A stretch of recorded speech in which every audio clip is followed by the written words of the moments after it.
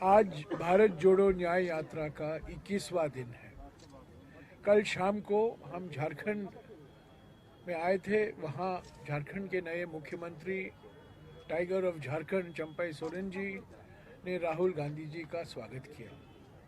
कल पाकुर में थे। आज सुबह गोड्डा से हम देवगढ़ आए हैं और उसके बारे में हमारे जो सीएलपी साहब हैं, हमारे पीसीसी अध्यक्ष हैं और हमारे एआईसीसी के प्रभारी मीर साहब भी हैं, उसके बारे में आपको जानकारी देंगे। कल शाम से पाकुर से लेकर अभी यहाँ लंच का जो जगह है देवगढ़ ज़िले में, सभी जगहों में भारी मात्रा में युवा, महिलाएं, बुजुर्ग, बच्चे, समाज के हर वर्ग सड़कों पर उतरे हैं, फूल बरसाए हैं राहुल जी के ऊपर। और राहुल जी ने 3 सभा भी संबोधित किए। उसके बारे में हमारे पीसीसी अध्यक्ष जानकारी देंगे, क्योंकि वो राहुल जी के साथ सुबह से लेकर उन्हीं के गाड़ी में थे। मैं सिर्फ यही कहना चाहता हूं कि हम झारखंड में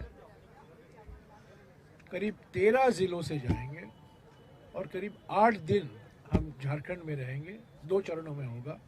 पहले चरण में 11 जिले कवर होगा और दूसरे चरण में 2 जिले हम कवर करेंगे।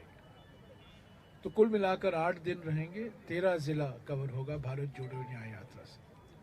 आज सुबह भी राहुल जी ने कहा है कि भारत जोड़ो न्याय यात्रा 5 न्याय को लेकर इसका विचार किया गया था और इसी के बारे में बार बार राहुल जी कह रहे हैं। पिछले 10 साल का जो अन्याय काल है उससे हमें हटना है। प्रधानमंत्री अमृतकाल की सुनहरी सपने दिखा रहे हैं देश के जनता को, पर हकीकत है 10 साल के अन्याय।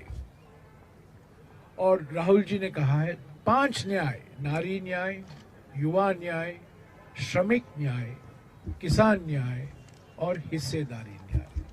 और उसके बारे में जहाँ कभी उनको मौका मिलता है वो बोलते रहते हैं। तो भारत जोड़ो न्याय यात्रा करीब 20 मार्च तक हम मुंबई पहुंचेंगे। ये चुनावी यात्रा नहीं है, हालांकि चुनाव आने वाले हैं। ये चुनावी यात्रा नहीं है, ये सीट वीट का कोई यात्रा नहीं है, ये वैचारिक यात्रा है। ये विचारधारा पर बीजेपी और आरएसएस के विचारधारा को मुकाबला भारत जोड़ो यात्रा के समय हमने किया था और उसको आगे लेते चलते हुए यहाँ भारत जोड़ो न्याय यात्रा निकाला गया है। ये वैचारिक यात्रा है क्योंकि विचारधारा के खिलाफ हम लड़ रहे हैं। एक तरफ एक विचारधारा जो एक रूपता में विश्वास रखती है और दूसरी तरफ हमारी विचारधारा जो अनेकता में एकता में विश्वास रखती है। एक तरफ विभाजनकारी विचारधारा और दूसरी तरफ की राहुल जी जोड़ने, सद्भावना की विचारधारा, भाईचारा की विचारधारा। तो हमें पूरा उम्मीद है। मणिपुर से हमने शुरुआत की थी 14 जनवरी को। मणिपुर, नागालैंड, अरुणाचल प्रदेश, असम, मेघालय, पश्चिम बंगाल, बिहार आए। सभी जगह समाज के हर वर्ग, महिला, युवा, बच्चे, बुजुर्ग, समाज के हर वर्ग सड़क पर आए हैं, छतों पर खड़े हुए हैं, बालकनी में खड़े हुए हैं और सभी ने भारत जोड़ो न्याय यात्रा का और खास तौर से राहुल जी का भरपूर और उत्साहजनक स्वागत किया है। मैं अभी पीसीसी अध्यक्ष से गुजारिश करूंगा कि आज सुबह के कार्यक्रम जो हुआ है और आज दोपहर को जो महत्वपूर्ण कार्यक्रम है उसके बारे में आपको जानकारी दें। नमस्कार साथियों, आप सब भारत न्याय यात्रा को लेकर के आदरणीय राहुल गांधी जी निकले हैं। उस निमित्त रोज हम लोग जो प्रेस के साथी हैं उनसे मुलाकात करते हैं और आदरणीय जयराम रमेश जी सबको संबोधित करते हैं।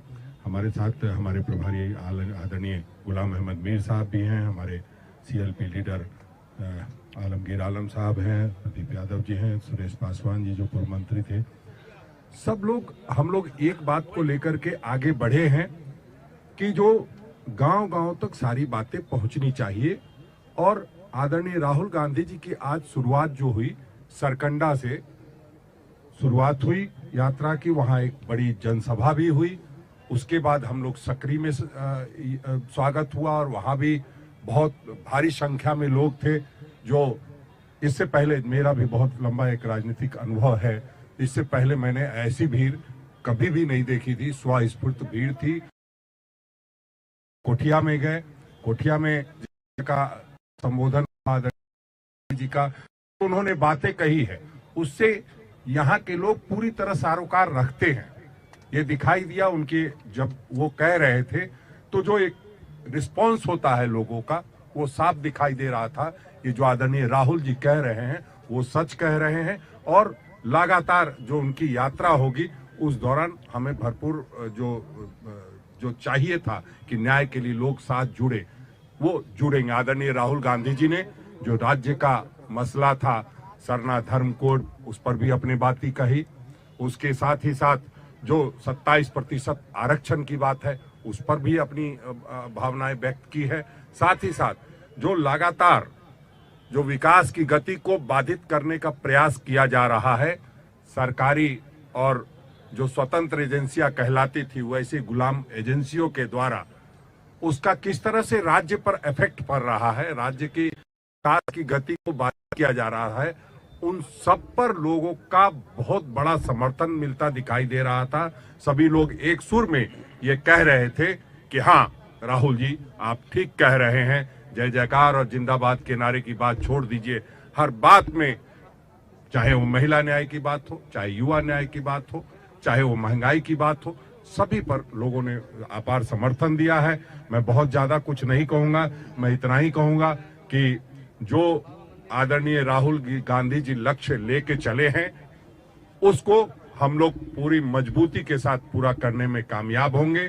चाहे सरकार के स्तर पर हो, चाहे संगठन के स्तर पर हो, सभी तरह से जो वो सोचते हैं उसको धरातल पर प्रयास करेंगे और संगठन के माध्यम से न्याय यात्रा को मजबूती के साथ लोगों को न्याय देने के लिए जोड़ने का प्रयास करेंगे। दोपहर का आज आप जानते हैं, अब हम लोग बाबा की नगरी में आ गए हैं, तो निश्चित रूप से बाबा का दर्शन सबसे पहले आदरणीय राहुल गांधी जी करेंगे। और वहां बाबा का दर्शन करने के बाद फिर वीर कुंवर सिंह चौक, टावर चौक के पास एक पदयात्रा करेंगे, 100 मीटर की है।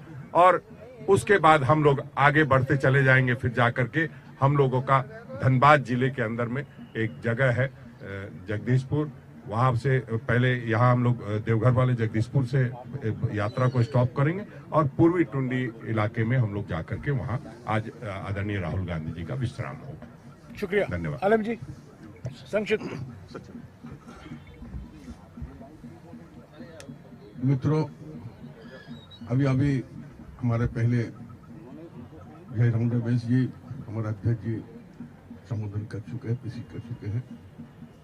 कल 2 तारीख 4:30 बजे झारखंड की धरती पर राहुल जी का आगमन हुआ।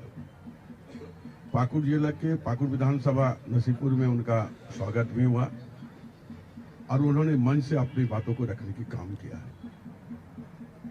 उन्होंने मन की जो बात उन्होंने रखा और मैं जो समझता हूं कि ये भारत जोड़ो न्याय यात्रा जो है एक अभियान और आंदोलन के रूप ले चुका है।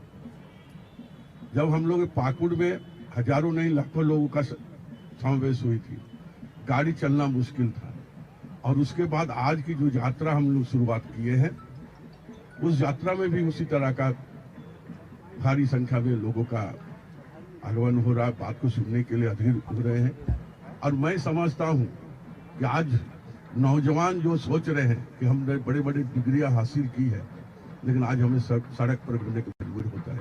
किसानों को वही हाल है, महिला को भी वही हाल, वंचित और शोषितों का भी वही हाल है। इसलिए राहुल जी का जो नई यात्रा जो है ये निश्चित तौर पर आने वाले समय में एक आंदोलन में रूप लेने जा रहा है, आंदोलन होकर ही रहेगा। तभी मुझे लगता है कि इस देश में जो तानाशाही सरकार है तभी यहाँ से गति छूटेगी। धन्यवाद। शुक्रिया आलम जी। मीर साहब, थैंक यू। साथियों ने आपको काफी डिटेल दे दी। मैं तो झारखंड के संबंध में एक बात खाली आपके सामने रखूंगा।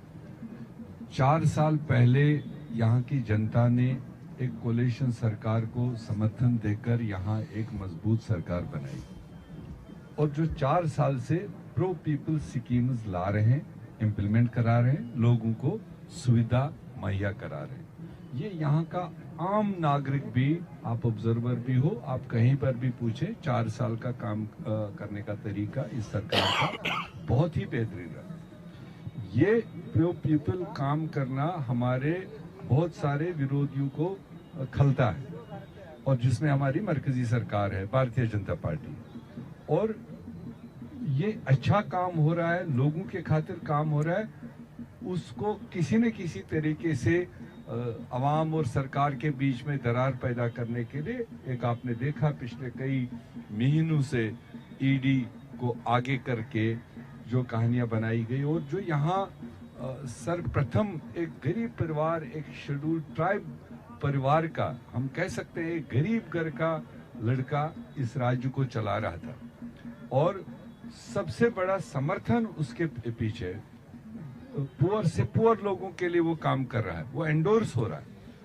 और के साथ में जो कहानियां बनाई गई और जिस तरह से सरकार को मतलब उथल पुथल करने की कोशिश की गई, और ये एक बहुत बड़ी साजिश उन्होंने सोची थी झारखंड के खिलाफ, मगर हमें फख्र है झारखंड के लोगों पर और हमारी कोलिशन पार्टनर्स पर कि उन्होंने ऐसा कुछ भी उसमें मतलब नहीं होने दिया, और पूरे समर्थन के साथ एक नया चीफ मिनिस्टर नियुक्त किया, जिसका कल ओथ हुआ।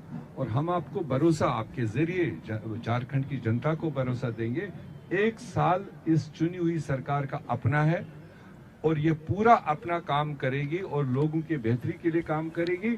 और हम यही चेतावनी देना चाहते हैं उन दिल्ली में बैठने वालों को कि इस तरह के हथकंडे इस्तेमाल ना करें, ये कहीं आपको बैकफायर भी हो सकते हैं। जो आप सोच के वहां से ये करते हो कि हम अच्छे आदमी को डिरेल करें, गरीब परिवार से आए हुए आदमी को रूल करने का क्या हक नहीं है? जब उसने सारी चीजें अपने वक्त पर दे दी, फिर भी एक डिस्टेबलाइजेशन का एक चक्कर चलाया गया। ये तो जनता का और हमारे कोलिशन का एक तालमेल है कि जिसमें वो कामयाब नहीं हो पाए। फिर से सरकार एस्टेब्लिश है, आने वाले कुछ दिनों में एक्सपेंशन होगा, हाउस चलेगा, और जो भी प्रोसीजर है वो आगे लिया जाएगा। Thank you. Thank you. Pradeep, संक्षिप्त में। सारी बातें आपने सुनी है, लेकिन मेरे राजनीतिक जीवन का लगभग 25 साल प्रतिनिधि रहने का मौका मुझे मिला, और मैंने जो अनुभव किया कि पहली बार किसी यात्रा में इतना समर्थन किसी नेता के पीछे अपने खड़ा होकर मेरे जीवन में पहली बार देखा है। सारी बातें आई, केवल 2 बातें जो राहुल जी ने कही। पहली बार उस अडानी से विस्थापित की कोई दर्द सुनने वाला कोई नेता मिला तो वो राहुल जी मिले, और उन्होंने आज अडानी से विस्थापित लोगों के भी दर्द को सुना कि किस तरह अडानी ने उनकी जमीन छीनी, उनके साथ धोखा किया, बिजली देने की बात की, नौकरी देने की बात की, और उन्होंने कहा कि अगर मेरी सरकार आई तो मैं आपको न्याय दिलाऊंगा। ये बात उन्होंने कमिट किया है आज पुड़ियाहाट की धरती पर, गुड्डा की धरती पर जो एक बात उन्होंने कही। और दूसरी जो हमारे अध्यक्ष जी कह रहे थे कि 27% आरक्षण का, उन्होंने एक बात बड़ी जोर दे के कहा कि जब मेरी सरकार आएगी तो मैं जाति जनगणना कराऊंगा और जिसकी जितनी भागीदारी है उतनी हिस्सेदारी दिलाने का प्रयास करूंगा। ये 2 बातें लोगों को टच कर गया है, और लोग बड़ी उत्साह में हैं कि अब मुझे यहाँ के जो ओबीसी समाज है, जो पिछड़े समाज है, उन्हें लगा कि मेरी कोई रहनुमाई करने वाला नेता, कोई पार्टी मेरे सामने आई है। और सारी बातें आपने सुना है। ये 2 बातें जो मेरे ध्यान में था कि उन्होंने बड़ी जोर देके कहा है, मैं इसके लिए शुक्रिया करता हूँ अपने नेता का, और आप सबको धन्यवाद। शुक्रिया। पासवान जी। मैं सुरेश पासवान, एक्स मिनिस्टर झारखंड, हमारे राष्ट्रीय परिषद पर पावा नगरी में राहुल कुमार पहुंचे हुए हैं। आज हम लोग इनका यात्रा के लिए राष्ट्रीय जनता दल के सभी कार्यकर्ता, नेता, सारे लोग आज न्याय यात्रा में शामिल हुए हैं। आज हमारे राष्ट्रीय नेता पहुंचे हुए हैं देवघर। हम लोग चाहेंगे कि गरीबों के लिए लड़ाई जो लड़ रहे थे, आज हेमंत सोरेन सरकार, आज उनको बीजेपी सरकार परास्त करने के लिए क्या ने कदम उठाया। गरीबों का कोई गुजारा नहीं है, यहाँ किसानों का गुजारा नहीं है, नौजवानों का गुजारा नहीं है, रोजी रोटी नहीं है। लेकिन यहाँ सरकार चलाने के लिए, यहाँ महागठबंधन सरकार चलाने के लिए एक मजबूत यहाँ सरकार चुना गया था। उसको भी जो है यहाँ के लोग, बीजेपी सरकार के लोग जो है उसको नष्ट नाबूद करने के लिए चाह रहा। लेकिन आज हमारे बीच राहुल गांधी यहाँ पहुंचे हुए हैं। अब हम लोगों को निश्चित तौर पर न्याय मिलेगा और हम लोग न्याय के लिए कोई भी संघर्ष करने के लिए तैयार रहेंगे। सारे लोग, युवा से लेके सारे नौजवान से लेके हम लोग संघर्ष करने के लिए तैयार हैं। धन्यवाद। जय हिंद, जय भारत, जय झारखंड। शुक्रिया। अच्छा, एक एक करके सवाल पूछिएगा अगर सवाल पूछना है तो। हाँ जी, एक मिनट, एक एक करके सभी को मौका मिलेगा। हाँ जी, न्याय यात्रा सर कितना रंग लाएगी आने वाले चुनाव के लिए?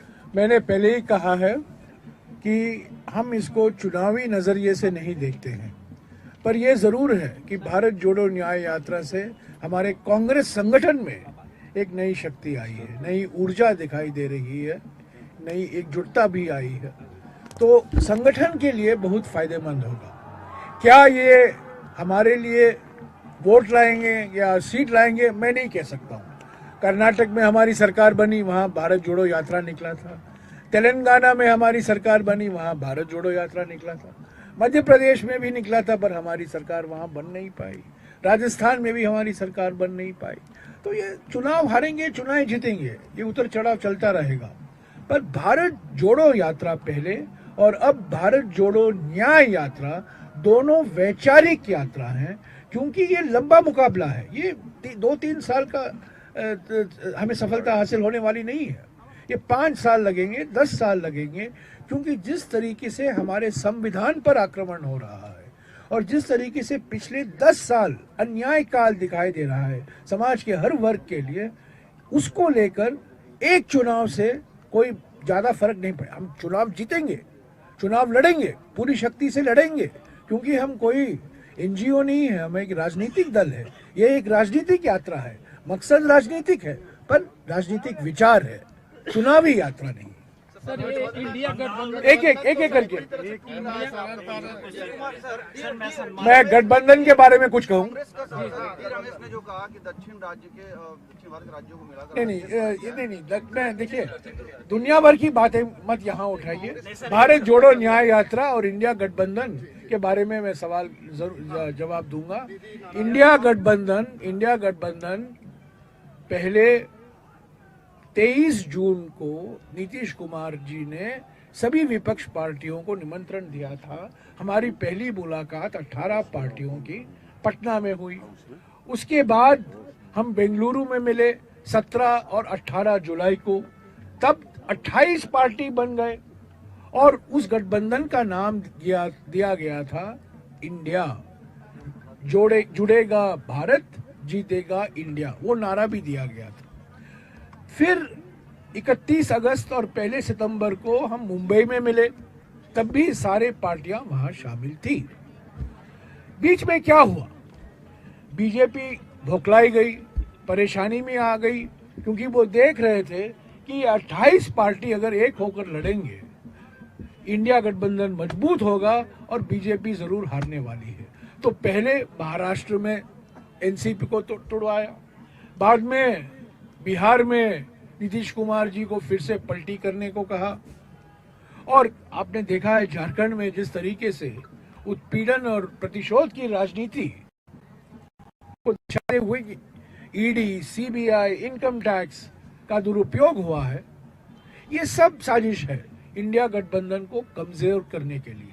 मैं कह दूं, इंडिया गठबंधन मजबूत है, सीट शेयरिंग की बातचीत चल रही है।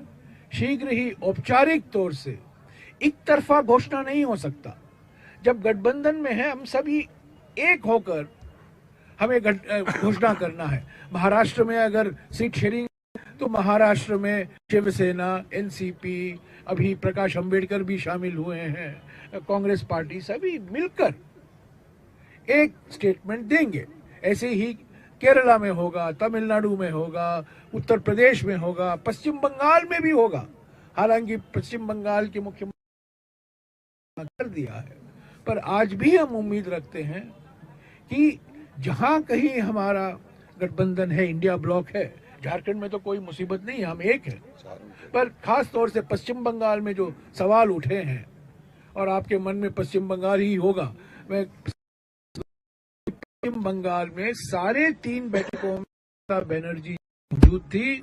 इंडिया गठबंधन को बनाने में, इंडिया गठबंधन को इंडिया नाम देने में, इंडिया गठबंधन को आगे ले चलने में उनकी भूमिका बड़ी महत्वपूर्ण भूमिका रही है। कुछ नाराजगी आ गई है उनको। इंडिया गठबंधन लोकसभा चुनाव के लिए है, विधानसभा चुनाव के लिए नहीं। विधानसभा चुनाव में इंडिया गठबंधन के पार्टी एक दूसरे से लड़ेंगे, वो वास्तविक है, पर लोकसभा चुनाव के लिए बीजेपी को निशाना बनाए हुए हम एक होकर लड़ने का हमने संकल्प लिया था 23 जून पटना में, और वो संकल्प जारी है। सर, हिंदी भाषा भाषी प्रदेशों में कैसा रिस्पांस मिल रहा है? साउथ का तो हमने देखा, हिंदी भाषा भाषी प्रदेशों नहीं, अभी देखिए, हिंदी भाषा प्रदेशों में हम भारत जोड़ो यात्रा के समय गए थे। मध्य प्रदेश, राजस्थान, हरियाणा, तो अलग अलग रिस्पांस तो बहुत बढ़िया है। पर अगर आप मुझे पूछेंगे इसका चुनाव पर क्या असर हुआ, मैंने आपको कहा ना, तेलंगाना में हम जीते, कर्नाटका में हम जीते, राजस्थान में हम जीत नहीं पाए। हालांकि वोट शेयर का जो अंतर है बहुत छोटा है, फर्क ज्यादा नहीं है। मध्य प्रदेश में हम थोड़ा निराशाजनक नतीजा निकला भारत जोड़ो यात्रा के बावजूद। पर भारत जोड़ो यात्रा से हमारा जो संदेशा था, राहुल जी जो संदेशा पहुंचाना चाहते थे, वो पहुंचा। इसीलिए न्याय यात्रा निकाला गया। तो मैं 11 दिन हम उत्तर प्रदेश में रहेंगे। अभी हम बिहार में थे, बिहार में देखिए, जब हम थे बिहार में पलटी हो रहा था, पर उस पलटी के बावजूद लोग आए थे। किशनगंज, अररिया, कटिहार, पूर्णिया, 4 जिले से हम गए, सीमांचल, और सीमांचल में एक अद्भुत रिस्पांस आया जनता से। ऐसे ही झारखंड में हुआ है, इसके बाद उड़ीसा में होगा, छत्तीसगढ़ में जाएंगे। और जो सवाल आपका है महत्व करता है, उत्तर प्रदेश से लेकर 11 दिन हम उत्तर प्रदेश में रहेंगे। हम उम्मीद करते हैं, हमारा अनुभव रहा है मणिपुर से, कि भरपूर स्वागत मिल रहा है, उत्साहजनक स्वागत मिल रहा है, और खास तौर से हमारे में नई ऊर्जा और नई शक्ति आई है। देखिए, ये सब सवाल यहाँ मत पूछिए, ये वक्त नहीं है। मैं भारत जोड़ो न्याय यात्रा की बात कर रहा हूँ। जो अन्याय निशिकांत दुबे कर रहे हैं उसकी बात मैं अलग करूंगा। और देखिए, अगर आपके पास और कोई सवाल नहीं है तो हम इस प्रेस कॉन्फ्रेंस को यहीं खत्म करेंगे। क्या एग्रेसिव रूप में कांग्रेस या इंडिया गठबंधन लड़ रही है लोकसभा चुनाव? कहाँ एग्रेसिव मूड में? सॉरी, जीतने के बिल्कुल आक्रामक मोड से। हम कोई सन्यासी संगठन नहीं है, हम एक राजनीतिक पार्टी हैं। जब हम चुनाव लड़ेंगे, हम आक्रामक ढंग से लड़ेंगे, कोई पीछे हटकर नहीं लड़ेंगे। इंडिया गठबंधन हमने ऐसे ही नहीं बनाया है। इंडिया गठबंधन सोच समझकर बनाया गया था। कई महीने लगे, और मैंने आपको गिनाया 23 जून से बात चल रही है। तो कांग्रेस की नीयत पर कोई शक नहीं होनी चाहिए। और मैं एक बात और कह दूं, कांग्रेस एकमात्र राजनीतिक पार्टी है हमारे देश में जिसने न सीधे रूप से या इनडायरेक्टली कभी भी हमने बीजेपी के साथ नहीं दिया है, बीजेपी को समर्थन नहीं दिया है, बीजेपी नहीं दिया है। लेकिन ममता बनर्जी ने कहा कि 40 सीटों पर कांग्रेस सिमट जाएगी। मैंने पहले ही कहा है, ममता बनर्जी की ओर से एक बयान आया है कि वो 42 सीटें लड़ेंगी। हमारी ओर से मैं कह सकता हूं बातचीत जारी है। उन्होंने ये भी कहा है, ममता बनर्जी का उस बयान आप भूल जाते हैं। आप बीच में काट देते हैं उस बयान का। उन्होंने ये भी कहा है कि मैं गठबंधन में हूं और मैं बीजेपी को हराना चाहती हूं। उसी भावना के साथ हम उम्मीद कर रहे हैं कि दोनों तरफ से, दोनों दलों की ओर से एक संयुक्त बयान आएगा, कितने सीट पर हम लड़ेंगे, कितने सीट पर टीएमसी लड़ेगी। हमारे इसके ऊपर मीर साहब कुछ कहेंगे क्योंकि वो पश्चिम बंगाल के भी प्रभारी हैं। अभी चूंकि उसके लिए जो आपने सवाल उठाया, ऑल इंडिया कांग्रेस कमेटी ने एक 5 टीम बनाया हुआ है मुकुल वासनिक जी की क़यादत में। वो इन डिटेल अपने इंडिया अलायंस के साथियों के साथ बात कर रहे हैं। हम तो ये मान के चल रहे हैं ममता बनर्जी एक स्ट्रॉन्ग पिलर है इंडिया अलायंस की, और and she was the designer also for this India alliance. तो जो बुनियाद डालने वाला होता है तो उसको तो आगे बढ़ना ही होता है। हाँ, लोकल स्टेट में उसकी भी कोशिश रहेगी कि मैं ज्यादा से ज्यादा सीटों पर लड़ूं, वो हम गुनाह की नजर से नहीं देख रहे, मगर हमारी भी जहां पर मजबूती है पीछे भी उनको गया, और जब हम अलग अलग लड़े तो नुकसान ज्यादा ममता बनर्जी को हुआ लोकसभा सीटों में। वो हम पर इल्जाम आया कि अगर आप इकट्ठे लड़े होते तो रिजल्ट हम बेहतर दे देते। तो ममता जी भी उसको असेस कर रही होगी। बाकी अभी आप स्टेटमेंट्स की ओर मत जाइए। हम आने वाले दिनों में एक बेहतरीन तरीके से तालमेल करेंगे, जो जायज होगा, जो जायज जिसके लिए होगा वो जायज बेसिस पर फैसले होंगे और साथ लड़ेंगे। और जो हमारे सामने जो रमेश जी ने आपको इतनी डिटेल से बता दिया, हमारा टारगेट क्या है, उसमें मिलजुल के हम इंडिया अलायंस के पार्टीज जनता के सामने जाएंगे, अपने एजेंडा लेकर जाएंगे और उस पर समर्थन हासिल करने की कोशिश करेंगे। अरे भी बीजेपी के जो वरिष्ठ नेता हैं लालकृष्ण आडवाणी, उनको भारत रत्न दिया जाएगा। 2002 में आडवाणी जी ने नरेंद्र मोदी जी को बचाया था। तत्कालीन प्रधानमंत्री वाजपेयी हैं, तत्कालीन मुख्यमंत्री गुजरात को अपना राजधर्म याद दिलाया था और उनको उस पद से हटाने वाले थे गोवा में, आपको याद होगा। पर अगर एक व्यक्ति उस मुख्यमंत्री को बचाए थे गोवा में, वो लालकृष्ण आडवाणी जी थे। फास्ट फॉरवर्ड कीजिए 2014 को, 5 अप्रैल 2014, सीन है गांधीनगर में, और गांधीनगर में नरेंद्र मोदी जी हैं और लालकृष्ण आडवाणी जी हैं। वो नामांकन पत्र भरने जा रहे हैं चुनाव के लिए, और आडवाणी जी ने एक बहुत मशहूर बयान दिया है जो हमारे भारतीय इतिहास में स्वर्ण अक्षरों में लिखा जाएगा। उन्होंने क्या कहा? 5 अप्रैल 2014 को उन्होंने कहा, नरेंद्र मोदी मेरे शिष्य नहीं है, मेरे शागिर्द नहीं है, वो शिष्य नहीं है, वो एक शानदार कार्यक्रम प्रबंधक हैं।